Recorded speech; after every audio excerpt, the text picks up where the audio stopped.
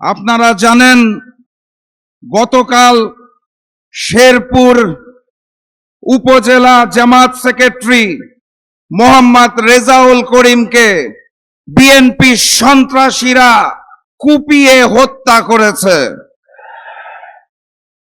কদমতলীতে জামাত ইসলামের নারী কর্মী মারিয়া ইসলামের উপরও রামদা নিয়ে কোপানো হয়েছে। আমিরে জামাত আজকে এখানে উপস্থিত হবেন সেটা জানার পরেও এই কাওরান বাজারের জামাত ইসলামের নির্বাচনী বুথ পুড়িয়ে দেওয়া হয়েছে। এই বিএনপি ফ্যাসিস্ট হাসিনা পালিয়ে যাওয়ার পর 200-র অধিক হত্যা করেছিল। এই বিএনপি ইশতেহার ঘোষণার পরের দিন যখন আমার ভাই ওসমান হাদিকে হত্যা করা হয়েছে তখন তারা প্রতিবাদ করে নাই। এই বিএনপি গতকাল রেজাউল করিমকে নির্মমভাবে হত্যা করেছে। আপনারা কি বিচার চান? আমি এই মুহূর্তে কোনো বিচার চাই না। কার কাছে বিচার চাইব? কে বিচার করবে? বিচার আমি আগামী 12 তারিখের পর চাই আগামীর প্রধানমন্ত্রী ডাক্তার শফিকুর রহমানের কাছে। এর আগে কোনো বিচার হবে না, চেয়ে লাভ নাই। শরীফ ওসমান হাদি বলে গিয়েছিল জীবন দেব, জুলাই দেব না।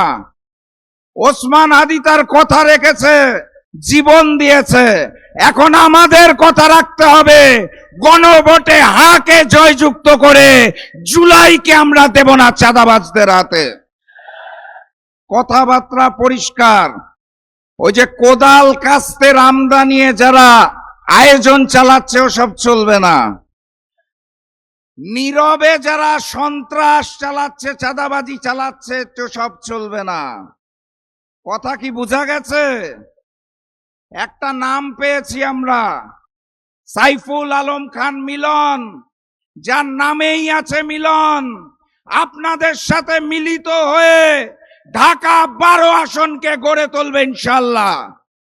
আমাদের কাজ সাধারণ, 12 তারিখ 2টা ভোট দিব, গণভোটে হাকে জয়যুক্ত করতে হবে। ঢাকা 12 আসনে দাঁড়িপাল্লাকে জয়যুক্ত করে আগামীর প্রধানমন্ত্রী ডাক্তার শফিকুর রহমানকে উপহার দিতে হবে। সর্বশেষ কথা, আমরা শান্তি চাই, ইমানদারির সাথে বেঁচে থাকতে চাই, ডাক্তার শফিকুর রহমানের হাতকে শক্তিশালী করতে চাই। কিন্তু ওপার থেকে যদি কোনো হামলা আসে মুখ বুজে বসে থাকবো না, প্রতি জবাব দেওয়া হবে ইনশাআল্লাহ। এই সেই কাওরান বাজার।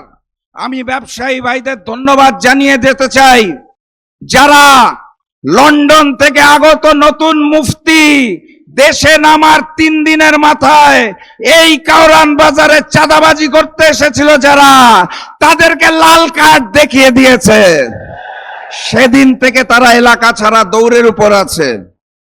12 তারিখেও সন্ত্রাসী চাঁদাবাজদের জন্য লাল কার্ড।